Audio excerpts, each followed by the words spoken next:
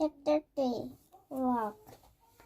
It was cooler outside now. Daylight was fading quickly. The wind has picked up. A grand adventure for us, said Teddy. Yes, said Annie. Jack was exciting too, but he had lots of questions. As Teddy started off through the oak forest, Jack hurried to keep up. What do you think our mission is exactly? He said. Merlin said we should bring order to the castle, said Annie.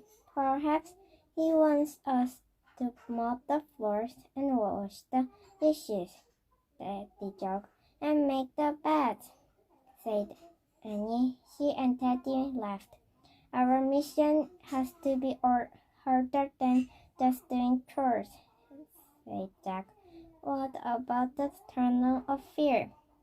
Oh, you need not to offer the fear, said Teddy.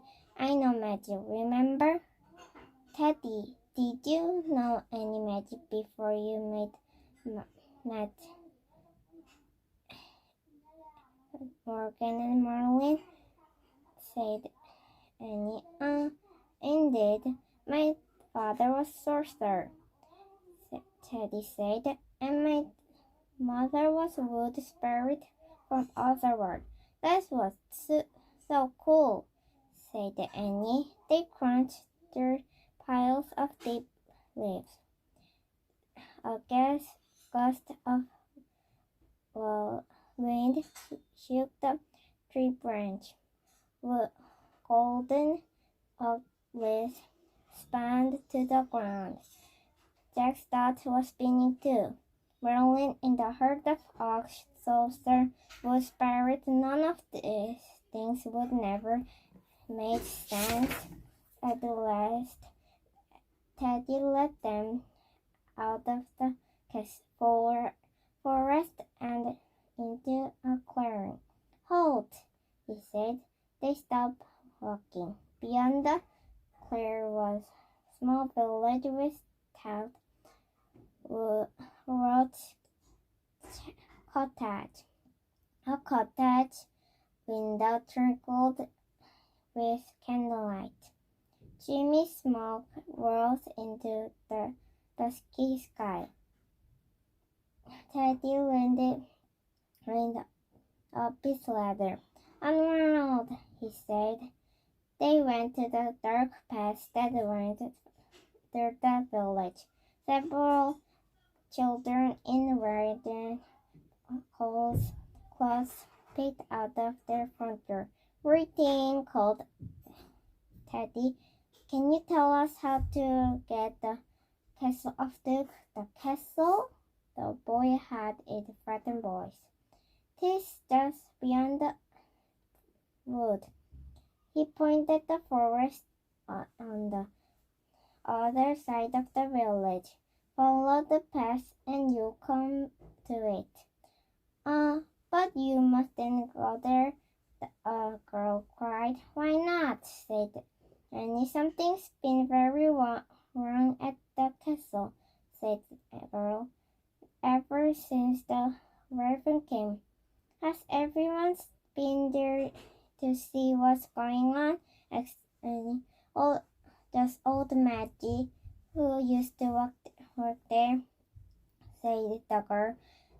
2 weeks ago, she went to the castle as usual, but he came running back, scared out of her wit. Maggie says the castle is all haunted with ghosts,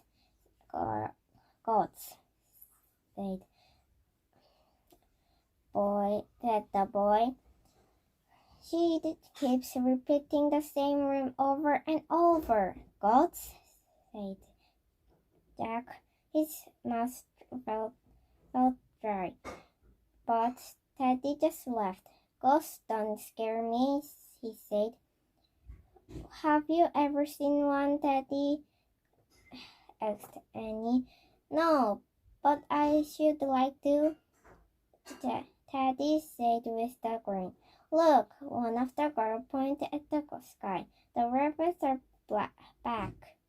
A flock of large black birds was flying low in the dark gray sky. The village kids screamed. The several grown-ups rushed down their cottage. Go away, a woman yelled at the reverend. She picked up a handful of stones and began throwing them at the birds. Leave us alone. Stop, stop, cried Annie. You've hurt them. A stone struck one of the raven. It fell to the ground. Oh no, cried Annie. The grown-ups pulled their children inside. Doors slammed and shutters closed. Annie dashed to the fallen birds and knelt beside it. Jack and Teddy hurried over Annie and the fallen bird. The bird was crouching slightly, spreading its wings. A head was bowed in the low, squeaking voice. One of his tail feathers was bent. Caw, caw, Annie said loudly. He looked at Jack. I was journeyed to the Isle bird to study their language, he said. I learned a bit of, but no raven.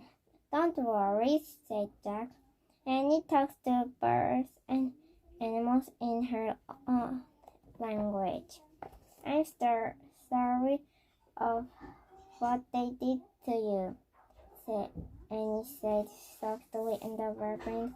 He stroked its sleepy black head. What's your name? Rock. The raven clucked. Rock? Your name is Rock? Said Annie. Rock, Rock, croaked the raven. See, I told you. Annie said to Teddy. Rock, they're afraid of you for some reason, Annie said. Croak made a soft bell-like sound. Croak, croak. Yeah, that's why they knocked the sky, said Annie. One of your tail feathers is bent, but your wings don't seem hurt.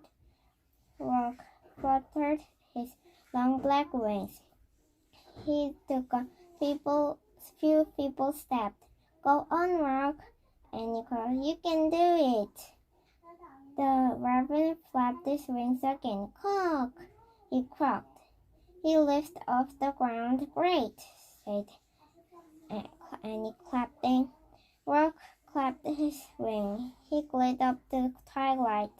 The scuba case the back down to Annie. Cow, cow, he called, as if thinking of her. Be careful, Rock, Rock, Annie shouted. They all waved, and the raven sailed into the sky. He smiled at Jack and Teddy. He was really nice, he said. Indeed he was, said Teddy. I think your gentle words was healing to him. I wonder why the people here were so afraid of ravens, said Danny. Yes, said Jack. And what was that stuff about ghosts? Ghosts? Said Teddy. He smiled. You needed fear ghosts if you were me, Jack shivered. I'm not really afraid, he said. Not afraid, said the feeble voice. Annie and Teddy whirled around. An old woman stood in the dark doorway of the cottage. She leaned forward in the cracking sound. She said, "Where is a girl who spins wood into thread? Where are the boys who play chess before bed? Where is a hound who waits in the bed?" The old woman stared at them with a fearful look in their eyes. Then he stepped back into her cottage and closed her up. The shiver back back up any spin. "That was strange," he said. She must have been old Maggie who worked at the castle," said Annie. "I wonder what she was talking about." "I don't know," said Teddy. Then he grinned. "But she was good at rhyming." "Ah," Jack nodded. "Indeed she was." He said softly, "Let's hurry along," said Teddy. "Night comes fast upon us." Leaving the cottage behind, the three hurried on the gathered dark. They left the village and followed the path through the woods. Teddy held up his lantern and lighted the way. The wind blew the branches and the trees, making them whisper in the chilly autumn night. When they finally came out of the wood, they all gasped in wonder. "Oh, man," said Jack, towering before them in the moonlight were the walls of a huge stone castle.